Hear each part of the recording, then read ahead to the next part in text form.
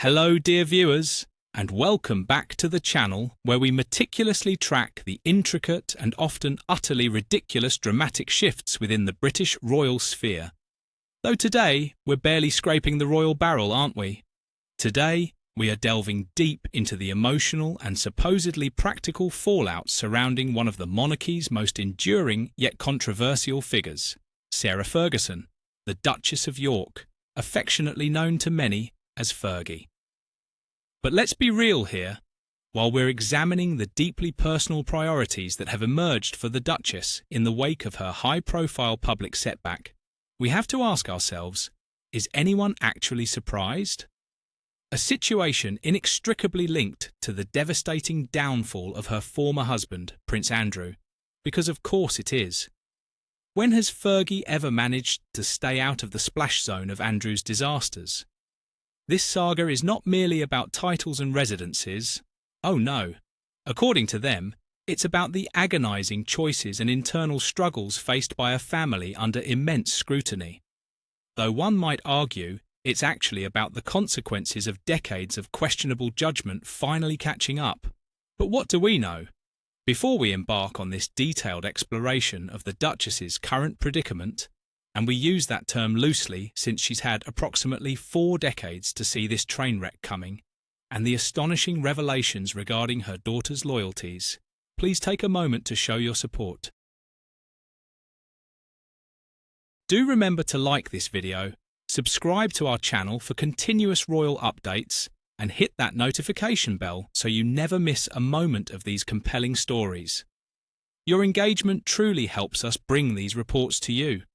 The narrative surrounding Sarah Ferguson and Prince Andrew has reached a critical and perhaps irreversible inflection point. Shocking absolutely no one who's been paying attention since, the early 1990s. The catalyst for this latest upheaval, as many of you know, stems directly from the resurgence of deeply troubling information concerning Prince Andrew's historical ties with the late controversial financier Jeffrey Epstein. You know, just those minor associations that Andrew thought he could explain away with a bizarre interview about not being able to sweat and visiting Pizza Express in Woking. How very convenient that Fergie somehow remained his constant companion and defender throughout all of this mess. The public outcry and consistent calls for accountability culminated in a formidable and unyielding action from the reigning monarch, King Charles III. The King's decision was not taken lightly, we're told. It was a stern and necessary move to protect the integrity of the crown. You know, that integrity that gets tarnished every time your brother continues his tone-deaf existence. This decision resulted in the formal stripping away of Prince Andrew's remaining military honours and royal titles, effectively severing his formal ties to the working monarchy. About time, one might say. However, the consequences of this decisive action rippled far beyond the Duke himself. In an incredibly painful twist of fate, or, the entirely predictable outcome of hitching your wagon to Andrew's sinking ship, the monarch's resolution also profoundly impacted his ex-wife, Fergie. Despite their divorce decades ago, Sarah and Andrew have maintained a famously close, if unconventional, relationship, often living together or sharing residences.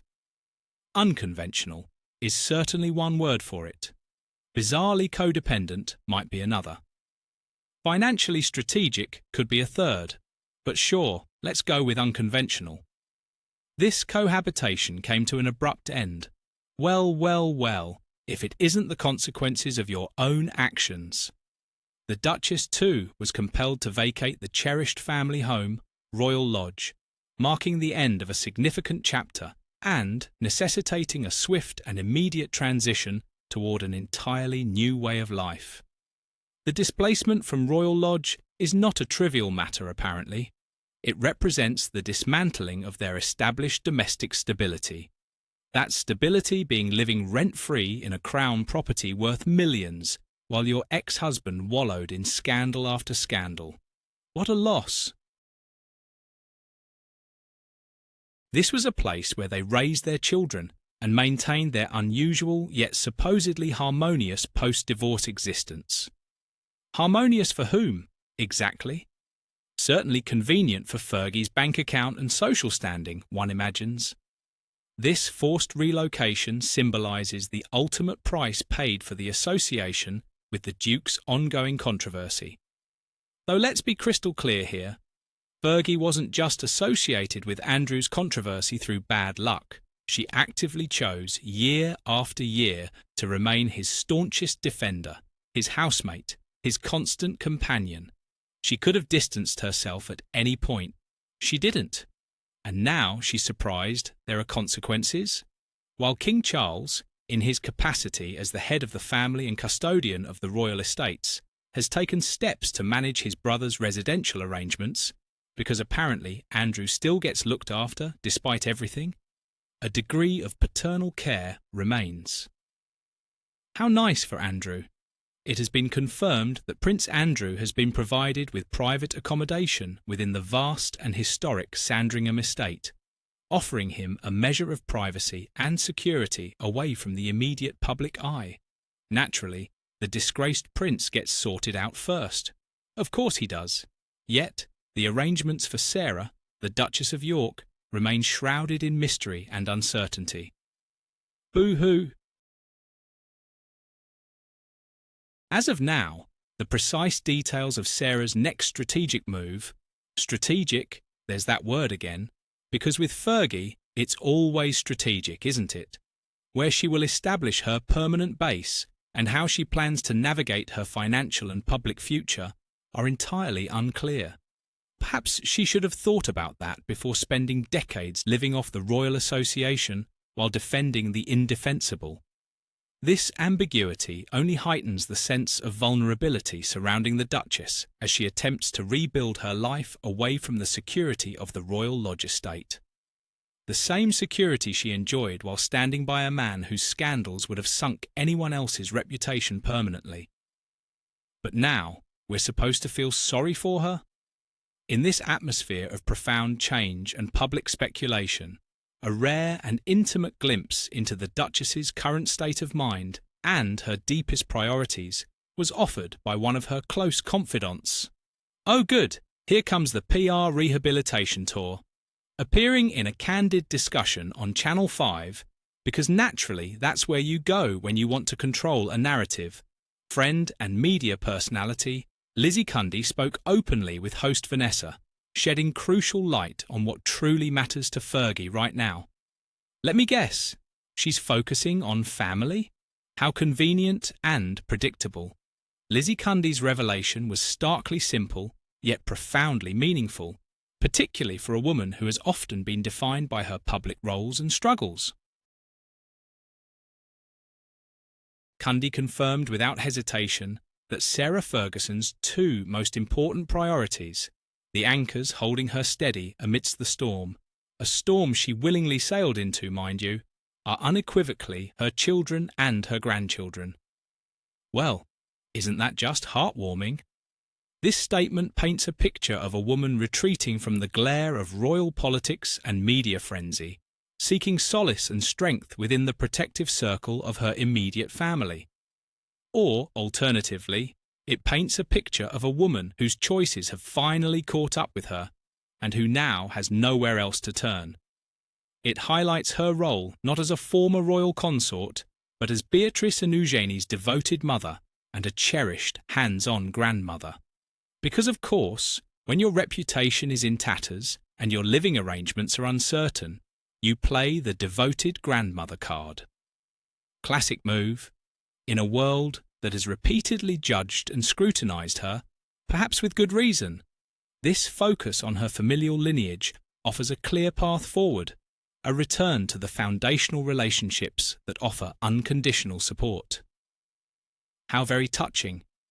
Though one has to wonder if those relationships are feeling quite as unconditional as Fergie might hope, given what we're about to discuss. But the discussion with Lizzie Cundy didn't stop at domestic priorities.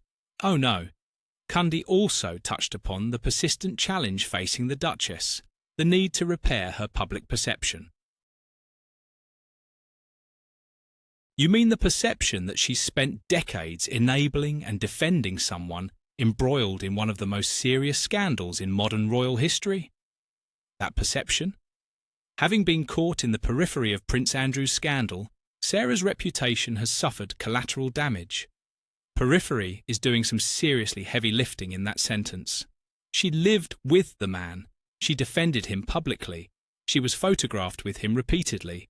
But sure, periphery. Collateral damage. As if she were an innocent bystander rather than an active participant in maintaining his public image. In the eyes of her friend, and we use the term friend to mean someone clearly on the PR payroll, the path to rehabilitation involves confronting the narrative head-on. Because nothing says I've learned my lesson like another carefully orchestrated media appearance. Cundy suggested that Beatrice and Eugenie's mother, interesting how they keep emphasising her role as mother, isn't it, might consider a new high-stakes interview designed specifically to clear her name and address the mounting public confusion and criticism. There's no confusion, Lizzie. The public understands perfectly well what's happened. They're just not buying what Fergie's been selling. Lizzie Cundy articulated this necessity for clarity, stating, "I think Sarah needs time to reflect, and then maybe come and do an interview and have her truth give some clarity." Her truth. There's that phrase again. Not the truth, mind you, but her truth. Because apparently, truth is now subjective, and everyone gets their own version tailored to make them look better. This prospect of a tell-all interview is fraught with complexity, we're told. Sarah Ferguson is no stranger to the media spotlight, having navigated numerous public appearances and interviews throughout her tumultuous history with the royal family, many of which, let's remember, didn't exactly go swimmingly.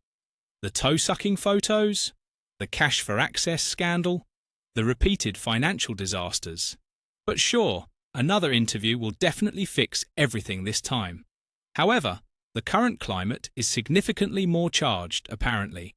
Any interview now would require immense preparation and a delicate balance, aiming to provide genuine transparency that's rich, without further antagonizing the palace or causing deeper rifts within the family structure. So basically, she needs to figure out how to tell her version of events without actually being honest about her choices and their consequences. Got it? The goal, as Cundy suggests, is for Fergie to present her truth. There's that phrase again. A personal accounting that might finally allow her to move forward, unburdened by the echoes of her past associations. Past associations makes it sound like she accidentally bumped into Andrew at a garden party once, rather than living with him for years while his scandals mounted.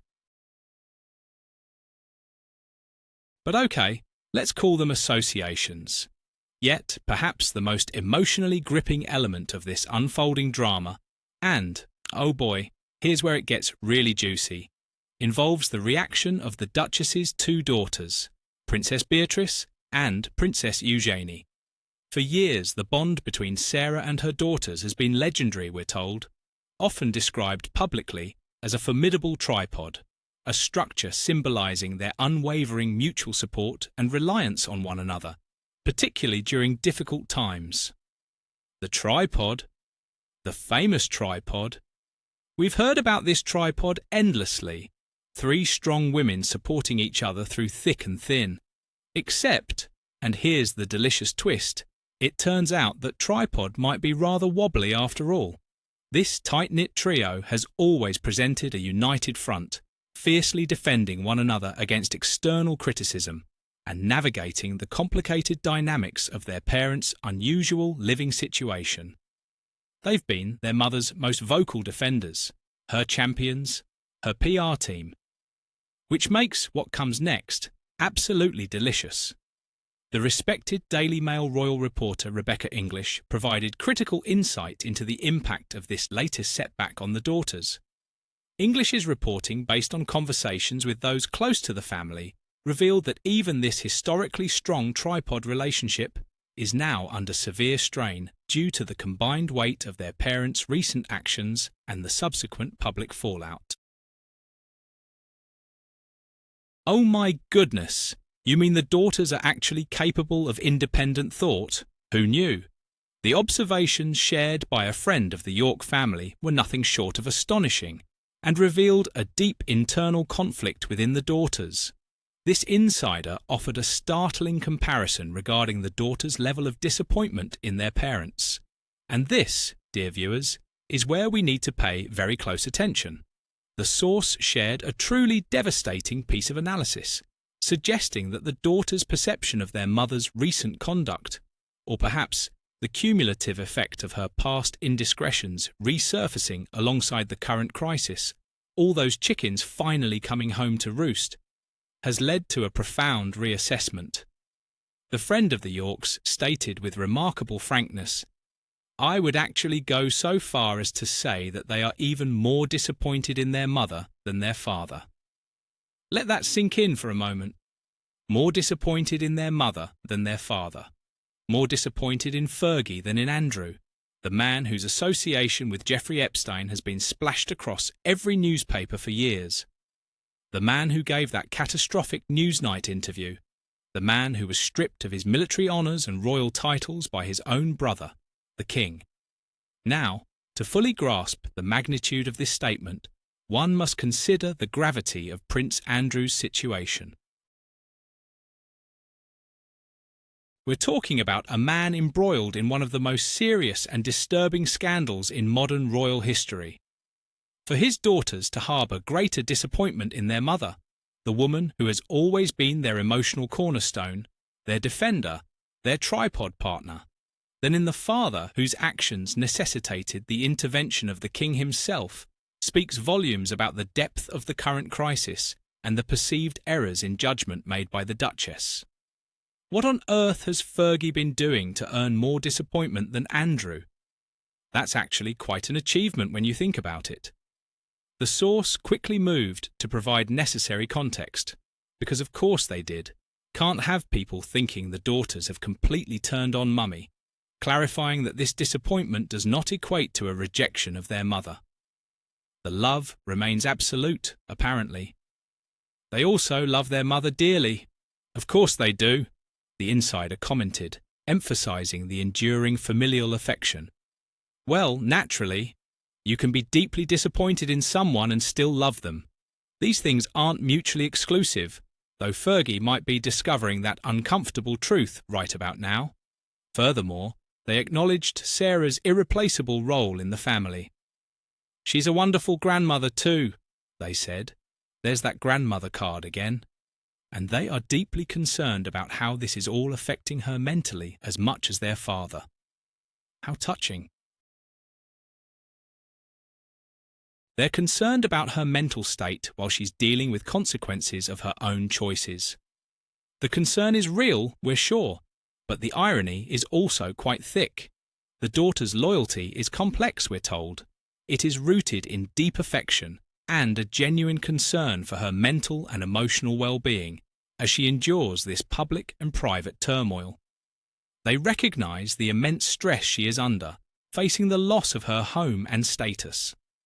That home and status she enjoyed specifically because of her continued association with Andrew. Let's not forget that crucial detail.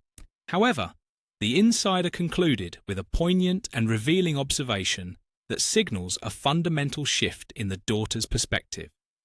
This is the moment where maturity and reality intersect, forcing a difficult realization upon Princess Beatrice and Princess Eugenie.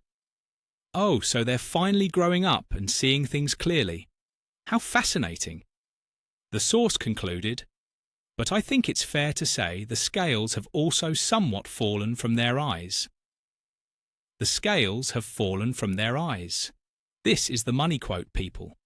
This metaphorical phrase, the scales falling from their eyes, signifies a moment of stark clarity, a realization of the unvarnished truth about their mother's situation, her choices, or perhaps the extent of the challenges she has brought upon herself and the family unit.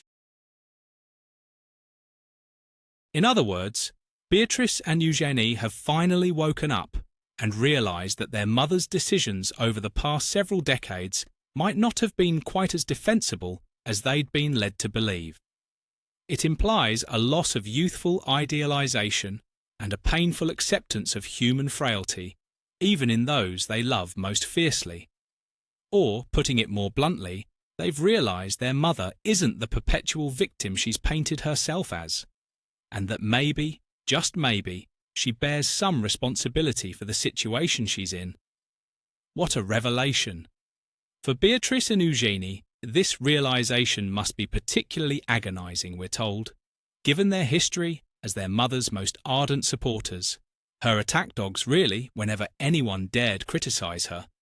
They are now perhaps for the first time seeing the full, challenging reality of their parents' complicated entanglement and its profound consequences. About time, one might say. They're adults with children of their own. Perhaps a dose of reality was overdue. This current chapter for Sarah Ferguson is defined by two parallel and conflicting forces. Internally, a necessary retreat to the bedrock of family, because where else is she going to go? Her children and grandchildren as her ultimate priority. And externally, the profound disappointment felt by those closest to her, which threatens the very foundation of the tripod she relied upon. That tripod is cracking, ladies and gentlemen. The famous York tripod is developing some serious structural issues. The Duchess now stands at a critical juncture, a juncture of her own making, let's be clear, facing not only the logistical challenges of finding a new home and financial stability, but also the emotional imperative of rebuilding trust and managing the complex feelings of her beloved daughters. Good luck with that, Fergie. When your own daughters are more disappointed in you than they are in Andrew, you know you've really outdone yourself. The suggested interview, the airing of her truth, looms as a potential path to redemption, yet carries the inherent risk of further exposure. Because nothing could possibly go wrong with Fergie doing another big interview, right? Her track record with media appearances has been absolutely flawless. What could possibly go wrong this time? This saga serves as a stark reminder that even those closely associated with the crown are not immune to the devastating consequences of past decisions and the relentless pressure of public opinion. Or, to put it another way, if you spend decades making questionable choices and defending the indefensible, eventually there will be consequences. Who knew? We watch closely to see where Sarah Ferguson will land and how she will ultimately navigate this intensely personal crisis while trying to restore the faith of her children. Personally, we're grabbing the popcorn because this rehabilitation tour is going to be absolutely fascinating to watch. Will she take responsibility? Will she play the victim? Will there be tears and carefully worded non-apologies? Stay tuned. We want to hear your thoughts on this complex and emotional situation. Do you believe Sarah Ferguson should grant a major interview to clear the air? Will it actually clear anything, or just muddy the waters further with more convenient reframing of history? What advice would you offer the Duchess as she focuses on her children and grandchildren? Perhaps take actual responsibility for your choices might be a good starting point, but that's just us. Please share your opinions and insights in the comments section below. Thank you so much for joining us for this deep dive into the latest developments concerning Sarah Ferguson. Don't forget to like this video, subscribe for more comprehensive royal coverage, and join us next time as we continue to track the lives and challenges facing the global royal families. Though let's be honest, the York family drama provides enough entertainment all on its own. Until then, take care and thank you for watching.